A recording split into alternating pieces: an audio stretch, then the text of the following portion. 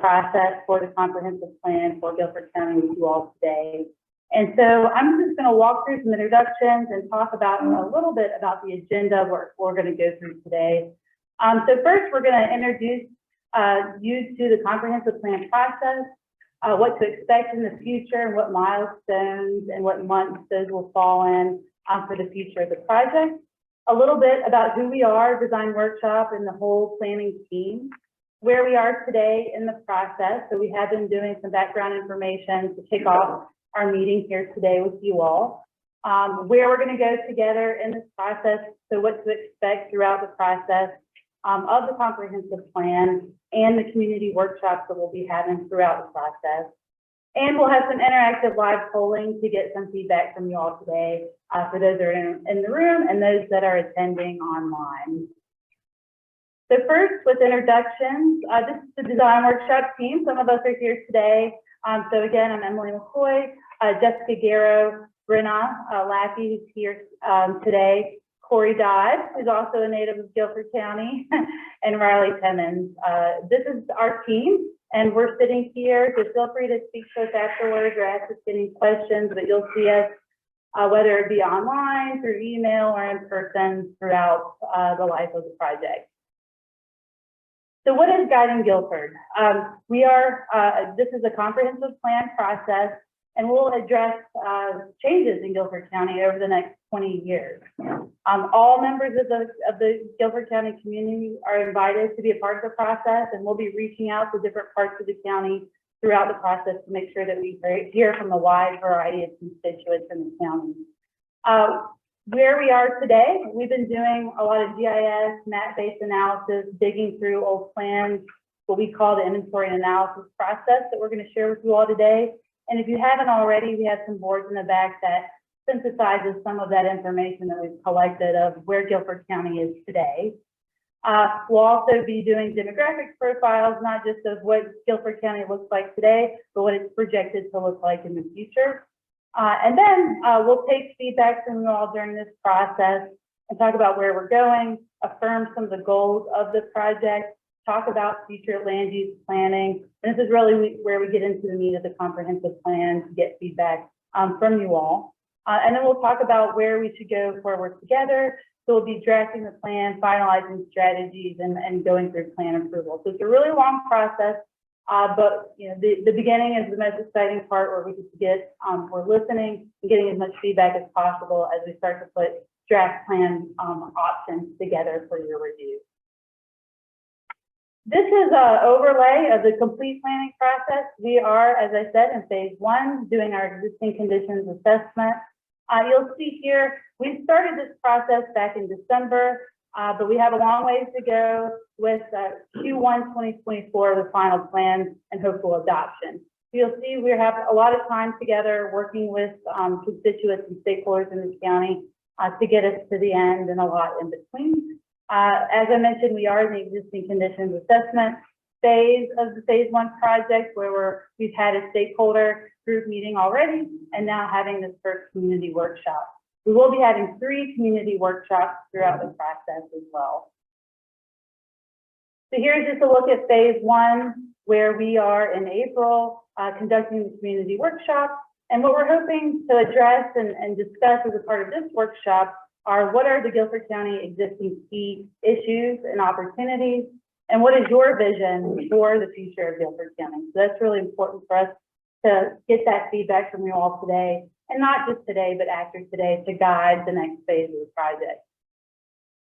We also have a all-star cast of steering committee members who will also be guiding us along with the Guilford County planning team. I won't go through all of these volunteer committee members listed here, but they are an important part of the process, representing different geographies throughout the county, but also different institutions and organizations. We will be checking with them on a regular basis and getting feedback with them as along with you all as well. So why do we have a comprehensive plan? Just a little bit about what a comprehensive plan is and what it is not. So we will be looking to putting forth a strategic guidebook for policy decisions and priorities. It'll be an integration of existing plan work. So there's a lot of things happening in the county And so we'll sort of be the quarterback, bringing all of the other things that are happening in the county together to help guide the comprehensive plan in addition to the community feedback. It is a long-range tool for planning, policy, financing, and action. It should be a reflection of the community's desires, not our desires, but feedback that we hear from you all. It will be aspirational to establish goals, and it is a requirement of state statute for that. So we do have to do comprehensive plans regularly throughout the state. And what a comprehensive plan is not, it's not a zoning document. It is not a set of land use code standards. It's not a detailed budget document, and it's not specific on regulations, requirements, or ordinances. Certainly makes recommendations, but doesn't get into that level of specificity. So within Guilford County, another reason why it's important is there is sustained growth in the county. As you all know, over the last 10 years, 10.6%. There are shifting economies and industries coming to the county. There are issues, as there are across many communities in North Carolina and across the state, regarding affordable housing and cost of living. And then we're seeing development pressures on our natural resources. And so this is a great time to reflect on what we want the future of the county to be through these different lenses. And there may be tons more challenges and opportunities that we'd like to hear from you all that should be considered in the process. Yes. Under our comprehensive plan here, very last one, where they say for zoning. Yeah, but it's not zoning, it's not land use. So could you explain what it is? Maybe they don't understand what it's not. Sure. Well, and maybe some folks at Guilford County could help me out here, but it's a part of that zoning process. So it is, I would say, a synthesis of the community's desires and projected growth that then is a guiding document for further zoning regulations and land use regulations. So it's not the only thing that is used, but it's a precursor to some other decisions. So usually the county uses the comprehensive plan as a guiding document when they then get into the more detailed zoning and land use decisions as a guiding document. Does that? That's correct. It's a lot of that. That's a tour.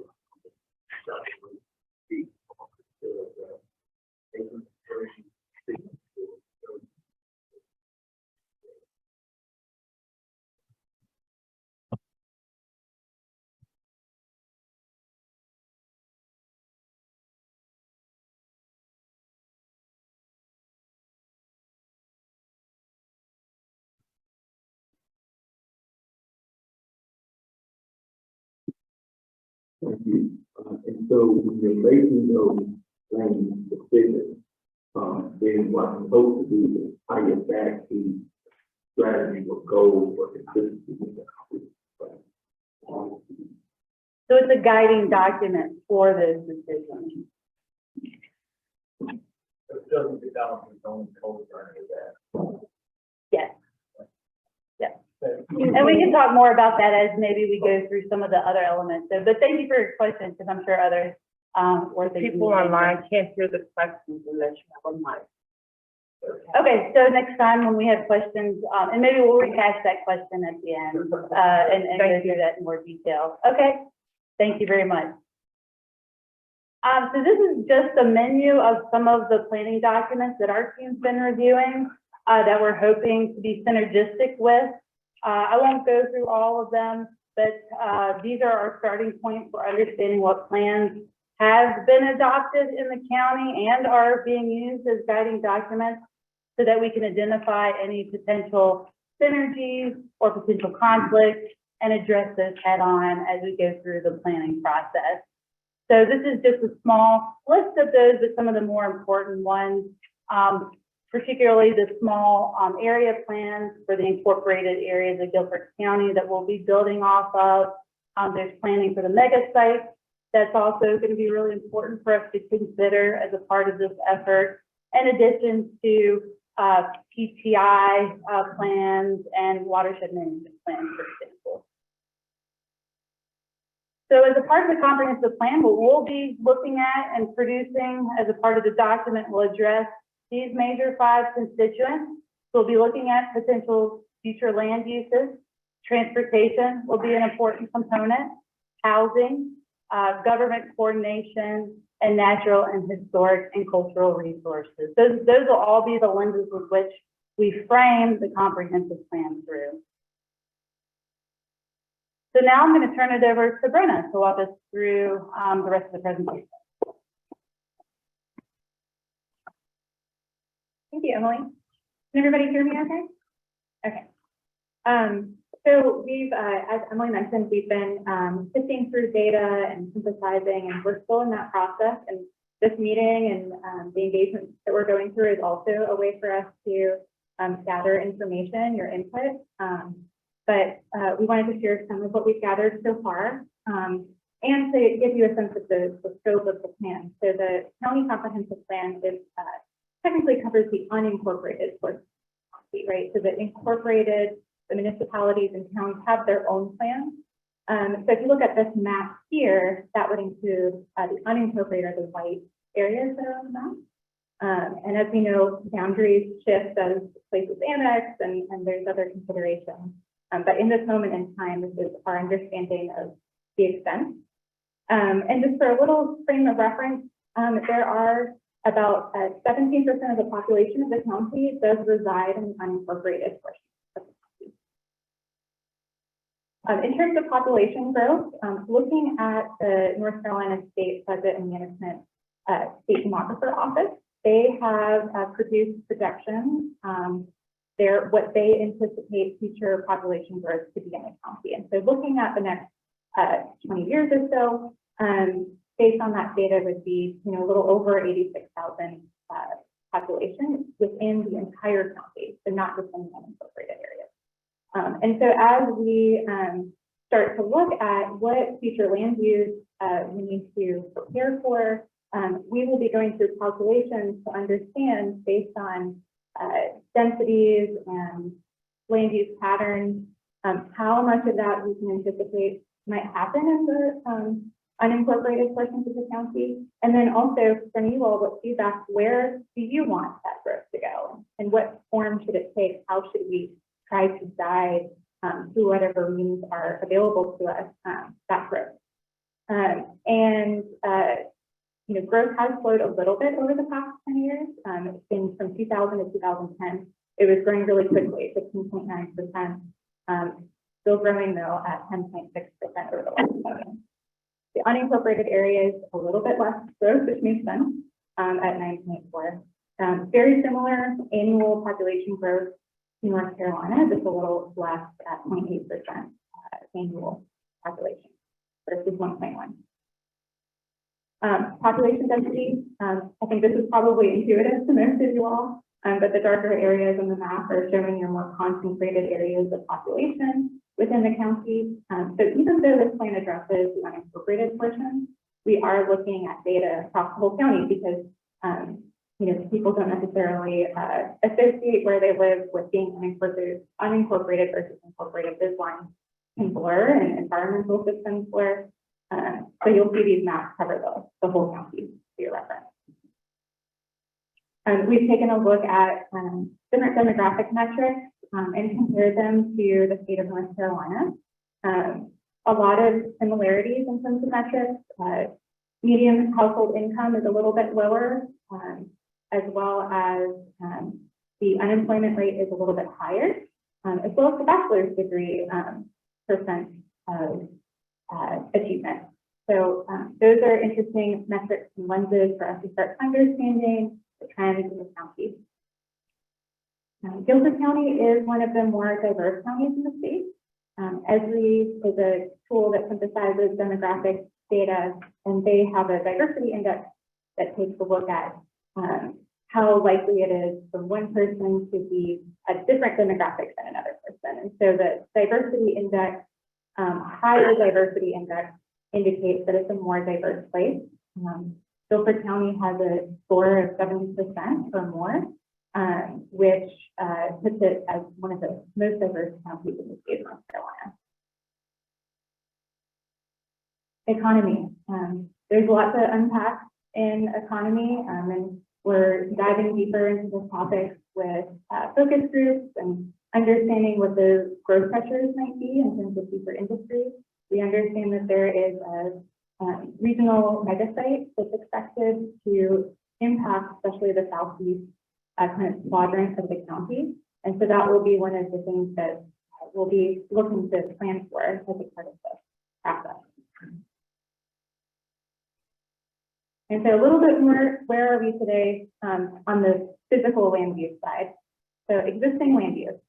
We map the whole county. And if you look at the existing land use today, how it's classified, the majority of the county is residential land use at 52%, followed by agricultural land use at 24%. And then you can see the breakdown of institutional, industrial, parks, commercial, et cetera. And we'll get into a little bit more of that later as well. And we're also looking at housing. There are some things to note, and there's a lot to dive into here. But a little bit of understanding within the unincorporated portions of the county, there haven't been any permits for any multifamily housing in unincorporated areas since 2009. And there's a lot of reasons for that: market, zoning. There's also some annexation agreements that have changed that impact what's available and able to be accommodated in terms of housing. And what we call in terms that not just multifamily, but the sort of 2-unit, 3-unit structure. It's common in a lot of places where we have the missing middle, and that can impact affordability. And so at the same time, over this kind of same time period, we're also seeing a decline in owner-occupied housing, which can be an indicator of general affordability decline. And so another lens that we'll look to kind of understand patterns is location affordability. And this combines not just the cost of mortgage or the cost of rent against your income, but also the cost of commute, transportation, and other expenses. And so this map, the darker areas are considered less affordable to somebody who is a median income family household. And then we're also looking at trends in land cover. So looking at forested land, what is developed, what is agricultural, what is shrub or herbaceous, what's open water, what are wetlands. And the county has seen a 12% increase in developed land cover since 2001, and an 18% increase in impervious surface cover. At the same time, forested land has reduced by almost 9%, and agricultural land has reduced by almost 12%. So it kind of gives you a sense, makes sense, as areas are getting developed, something is going to give on the lever there. And then water and sewer. Guilford County does not provide water and sewer services as they're provided by the cities or municipalities and other entities. The water and sewer service area shown here is the areas that within the city of Greensboro intends to allow the extension of water and sewer, which brings into the corporate limits immediately or some future date. This also includes the city, the actual boundary of the city of Greensboro, of course, but it just kind of gives you a sense of where some sewer and water may be able to be extended to in the future. But we understand that this is a limitation if there is going to be future growth and something to be worked through during the process. We're also mapping conservation land. So this is just one data set, but over 32,000 acres are managed or protected within the county. This is data from the North Carolina Natural Heritage Program, and it identifies it by ownership type. So the different colors correlate to whether they're federal ownership, state ownership, local, county, municipal. And within the county, there are about a little over 5,000 acres that are owned by and managed by Guilford County or jointly with another municipality. Water quality, a huge issue that we'll be incorporating into this planning process. About 7% of the county is within the floodplain. We'll also be looking at understanding what the current floodplain regulations are, what the minimum stream buffers are, and that right now is all based on what watershed tier classification the area is in. So that will be heavily incorporated and tied to recommendations around future land use. So where should we go together? We are in the first phase. Right now, there is a survey that's live. We're going to do a little short survey with you all today, but there's a longer survey that we hope you'll give some thought to. It's not super long now. It should only take you 5 to 10 minutes, but it is longer than the one that we'll do live with you all today. And questions around what your priorities are around the future land use in Guilford County, and an opportunity to share your thoughts. We will have a link up for you all to get to that at the end, and the project website also has that. That's live right now. We are at community workshop number 1, which is really just about setting the vision and the priorities that will help inform the rest of the process. Then we will be hosting a workshop around growth and land use, so getting a little bit more detail and looking at options, and having people focus on a little bit more specific. And we're anticipating that happening over the summer. Then the final workshop will be around the draft plan and recommendation. So taking everything that we gathered during the vision and priorities, during the growth and land use sessions, and putting those into draft plan recommendations for you all to review. And we're anticipating that to be in the fall. And then all of that feedback and comments will be wrapped up into a final document that will go through the final adoption process. So we're going to shift now into polling and discussion. If we have any questions before we jump into them. Okay. Okay. So we're going to ask you if you do have a cell phone or mobile device with you, or if you are at home and you have a computer, you can also go into your web browser. And you can either scan the QR code that we have up on the screen, or go to menti.com and enter the code 34624487. And for those of you in the room, if you are having any difficulty connecting or battery dead, like I think that sometimes happens to me, we do have paper copies if you need them. So just raise your hand, and Corey will bring that around if you need that. So give you all a minute here. I'm just going to switch over really quickly. And don't worry, it's coming back on the screen if you missed it.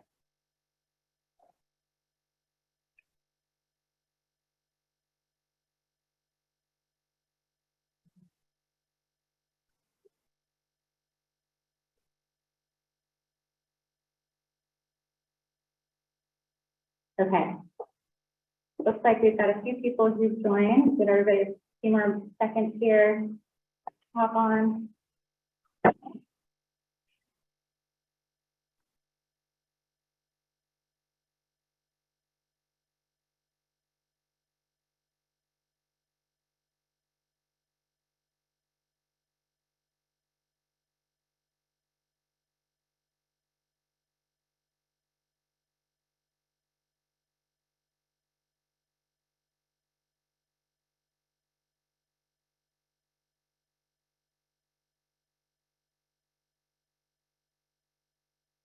Does anybody need a paper copy? Are we all? Okay. Okay. All right. The code will stay up on the screen, so if you still want to jump in at any point, you can. We're gonna. Yeah, and we're gonna advance the slide right now, and you're gonna get your first one. Okay. So the first question is, which community type best represents where you live? And this is just for us to get a sense of where people are coming from. There might not be the perfect example that aligns with where you live, but try to select one that most represents where you live. So whether that's a rural living or farmstead, rural subdivision, suburban subdivision, a lakefront or waterfront community, traditional or historic neighborhood, multifamily subdivision, such as apartments, townhouses, or a mixed-use community, so retail, shopping, along with housing, usually around the city or town outskirts.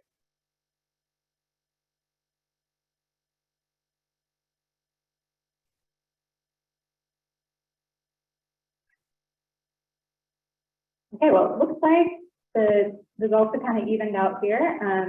Looks like we've got most people from suburban subdivisions and rural living or farmstead, and then a mix of the rest of them. And we can go on to the next one. Okay, so this one is just a few words for you to describe what you think Guilford County's greatest assets are. And the results will pop up on the screen. You would have.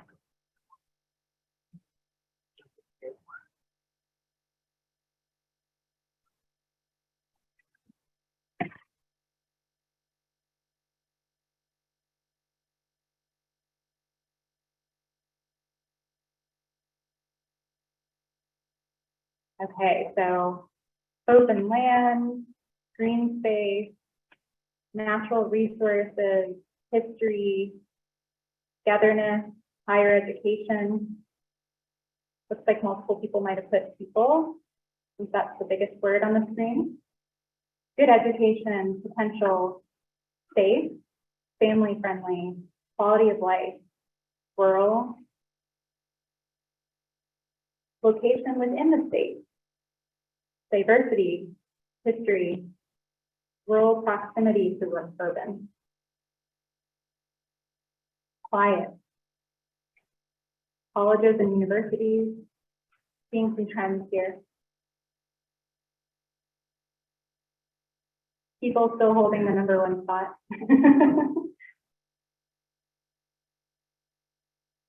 Very cool.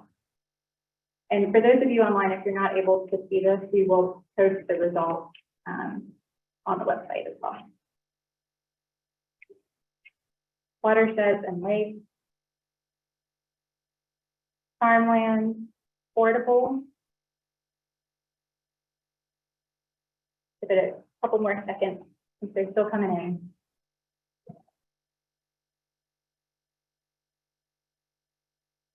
Okay, I think we can probably go to the next one. It's just shuffling around with all the same results. So, okay, we'll go on to the next one. So, what do you think Guilford County's greatest challenges today are?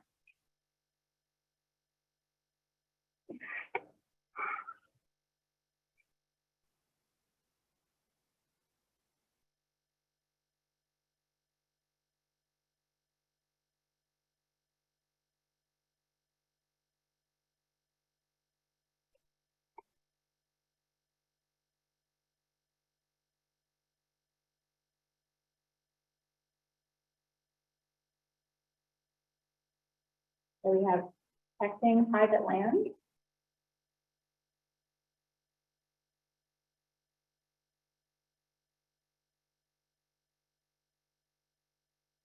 lack of vision, lack of water,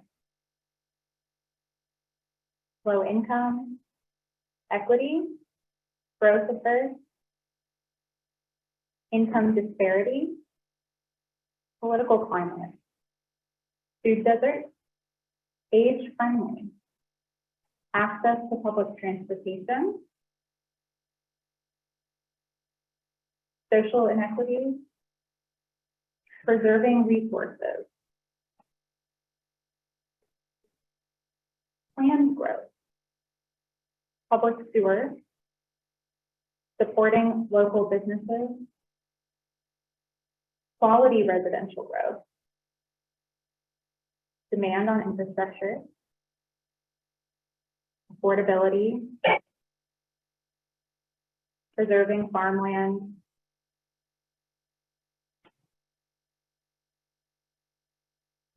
Youth leaving, so retainment of youth.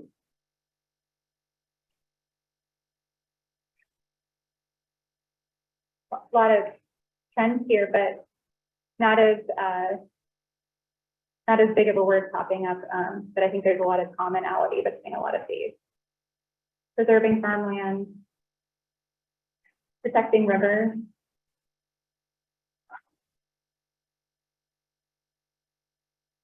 Give it a couple more seconds and we'll go on to the next one.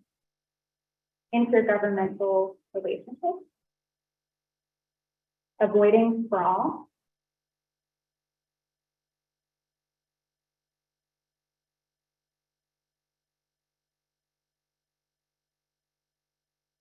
Racial issues. Increasing crime.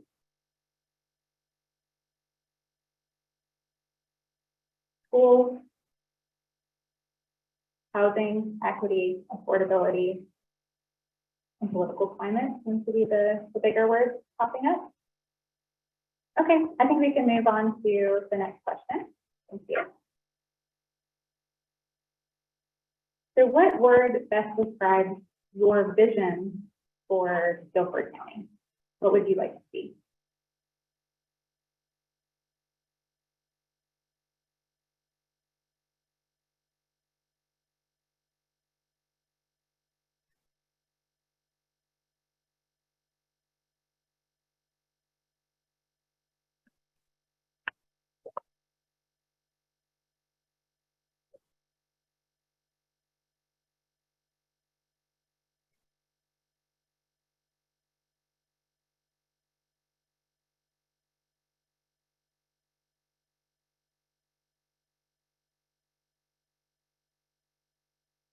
Accessible, growth, protecting property, innovative, inclusive, stronger cities, balanced, prosperous, flexible, quiet, find common ground, healthy mix of growth, change, attractive, shared goals,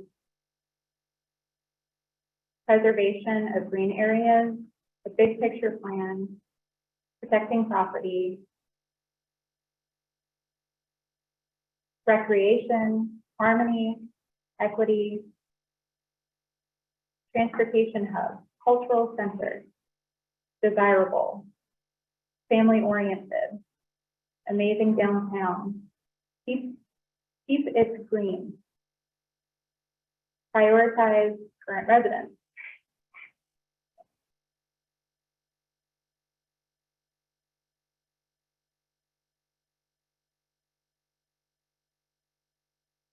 environmental responsibility, more affordable housing. Okay. I think that's probably the number of participants. Okay.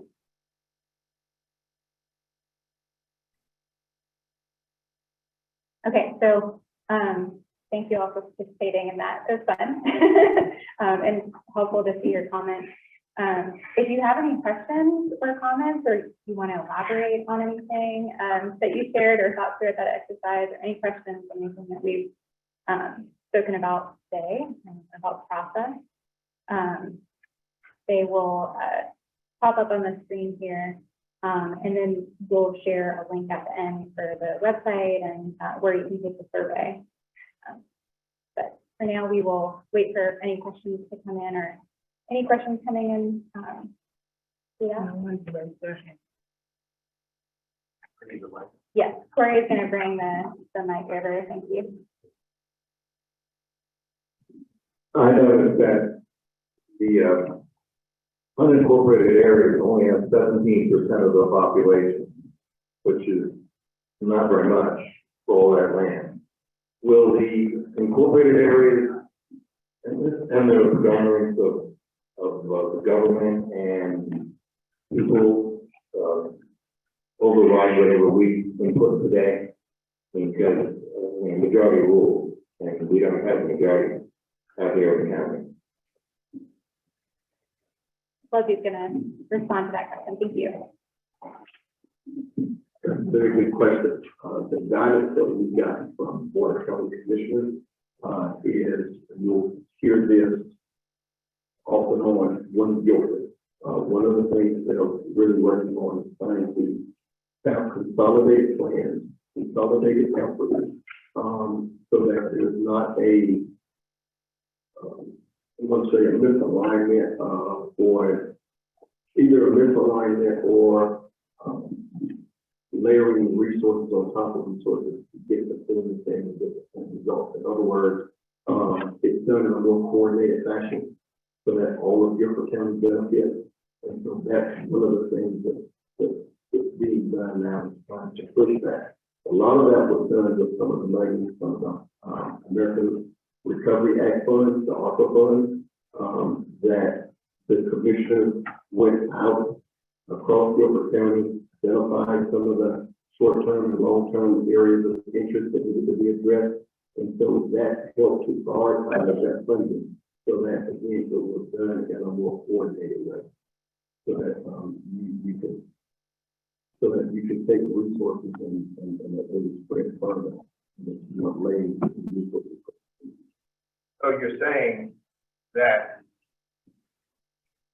this meeting and inputs from there would influence the Guilford County commissioners and how they're going to allocate resources? Ultimately, the commissioners will have to adopt this plan. And so your input, not only this evening, but through the surveys and through other avenues and through other workshops, will be incorporated in some form or fashion in this plan.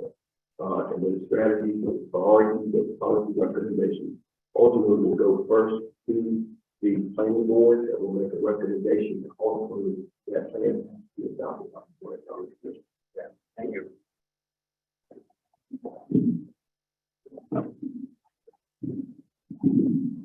I see one reference to age on the slide, and we're talking about a median age.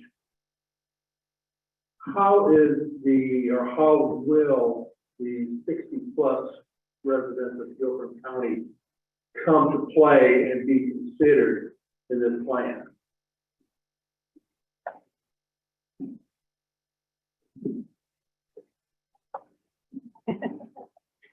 I'll give you one example. When I moved here, I don't know if there was a football court in Guilford County. And the reason I say that, and I don't know, characterize it, the best I think we have is more about senior population. They're already on parts of regulation. The department is already incorporated things like football. And they're in the process now of considering a strategic plan for Parks and Rec. And so those efforts there is one of the things you'll see will probably be a recommendation in some form or fashion that will move forward or recommend a comprehensive strategic plan for Parks and Rec to expand recreational opportunities for all citizens of Guilford County. And just to give you an idea of the percentages from there, I happen to be on the assessment team for the consultants. They're looking at high. So there is some integration. And there will be some communication throughout between the planning department and the Parks and Recreation. But that's just one area. I hope in addition to recreation, it's looked at equitable housing, accessibility, food accessibility, Yes. aging in place. Been ignored for a lot of years, and I think the number of that 60 plus is right around 20%, 18 to 20% of Guilford County. And it's going to continue to grow as the other numbers are going to continue to climb. Sure. There's two efforts going on simultaneously, even while we do this plan, that I'm sure the plan will reference. One is that Guilford County, as well as Maryland municipalities, have formed what we're going to call two task forces or ad hoc committees. One is on transportation.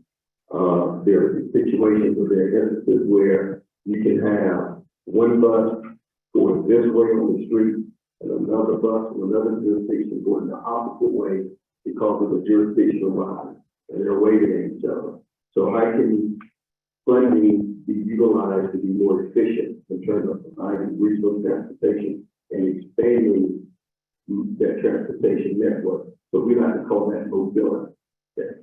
The second thing is that there is a homelessness and housing task force comprised of jurisdictional representatives as well to address the housing affordability and the workforce housing. You gotta think about it, we got thousands of jobs with new economic development announcement. And so one or two things is going to happen. Either we're going to provide a home for them here in Guilford County, or they're going to drive into Guilford, and at 5 o'clock, they're going to go somewhere else. So that is an issue that we need to address. Thank you. I would just add and stress the importance of you all providing that feedback, because every community is different, through the survey process to identify aging in place, for example, as a hot button topic. And that way we can tailor the recommendations on what we hear from you all as the important parts of the project. So just stress the importance of the survey and sharing with us those things for us to hone in on and be laser focused in on. So thank you. We do have a question that came through online. What can the county do to support expansion of water and sewer services? Leslie, did you want to address that one, or would that be okay?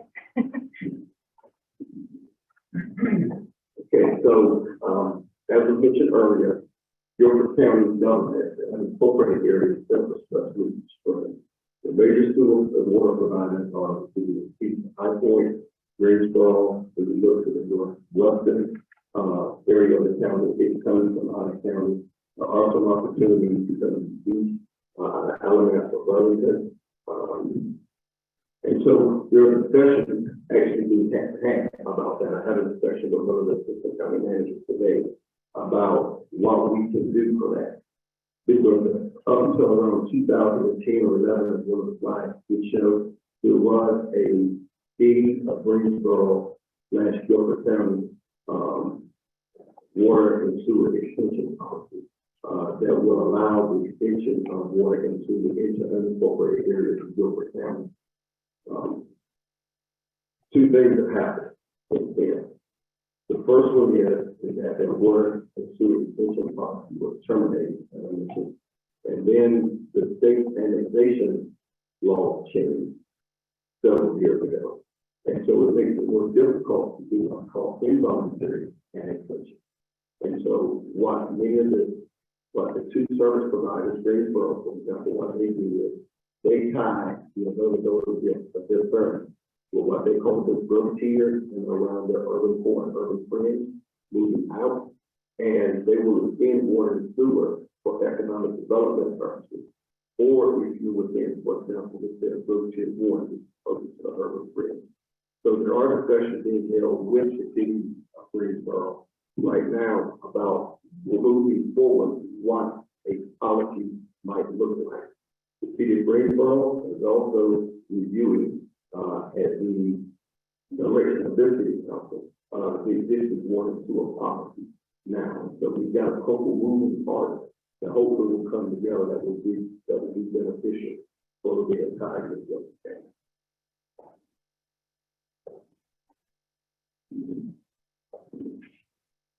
Okay, how will future annexations be impacted by the plan, or the plan affect future annexation? I'll start, but I think Leslie, you'll probably want to chime in on this one as well. The county doesn't define necessarily the areas by which the cities can annex to, but certainly there's a lot of overlap between areas that may become annexed and unincorporated portions of the county. So this plan will help to guide what the county's take is on the land use and what the community said about the land use in those areas. So it can impact those, I think, negotiations or conversations. And we will, as part of this process, be meeting with different municipalities to understand what their plans are so that we can be in sync as much as possible throughout this guiding document. Okay.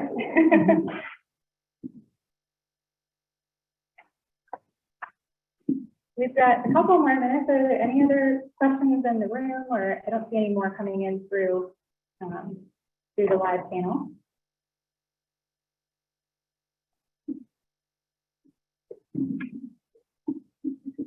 This might not come back to Back to the sewer and water. What I heard is that the county is dependent on the city. So right now, the county's plan is the whole city will share its water and sewer. I'm sorry, this is my question. Thank you. Yeah, thank you. No, that's part of what this process is, and part of the conversation that we're having, which is why, although it's a plan for the incorporated areas, again, one Guilford, what's best for Guilford County, so that's the message that we're going to push. Right now, we don't know what that is. Again, the water and sewer policy that the Greensboro has is under review, so we don't know what that's going to look like. And, you know, there are some options, but the options have to be affordable options. So one of the things that you may not be aware of is about 4 years ago, the county did do a study for the northwestern portion of Guilford County for regional water system first, with sewer potential to come later. It would have included a partnership with Oak Ridge, Summerfield, Oakdale, and the unincorporated area of the county. When they looked at the cost, the ability to collaborate and bring all those partners together, that's what we get to. So.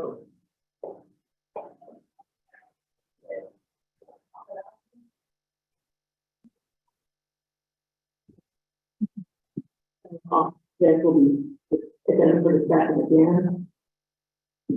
And so one second, the county is interested in being able to get water to the unincorporated area. Again, how the county does that, we're not sure yet. So that may be one of the strategies that we're not going to discuss. But again, they're also going to be able to discuss it.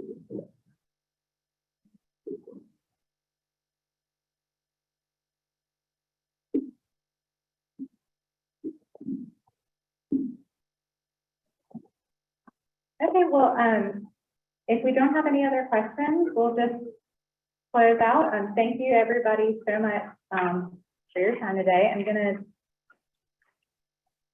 switch over here really quickly so you can see the website. We also do have some flyers out there for you all to take if you need to take something with you. You can visit the project website, bit.ly/guiding Guilford for project updates, take a survey, and you can scan the QR code if that's easier.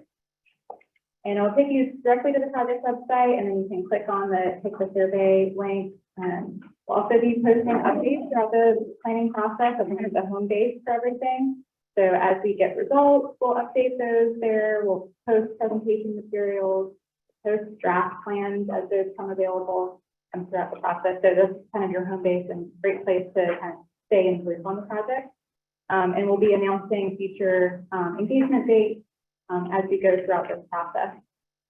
We do have a couple of boards for those that you are here to look around. We'll stick around if you have any questions. There's a couple of quick questions here.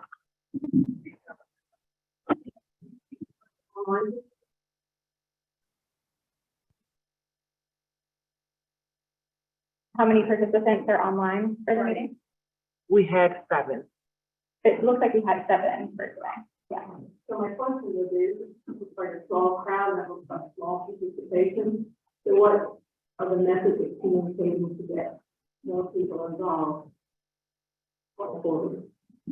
Yeah, so we'll hand over the mic, but there are multiple communication channels, and this is just getting started. So as we go throughout this process, you know, we will be using different methods to get the word out, and hopefully that snowballs a little bit more. But Kay can speak to a little bit more directly how the word is getting out. Yeah, as Brenda said, we'll be getting started, and we did get our website out.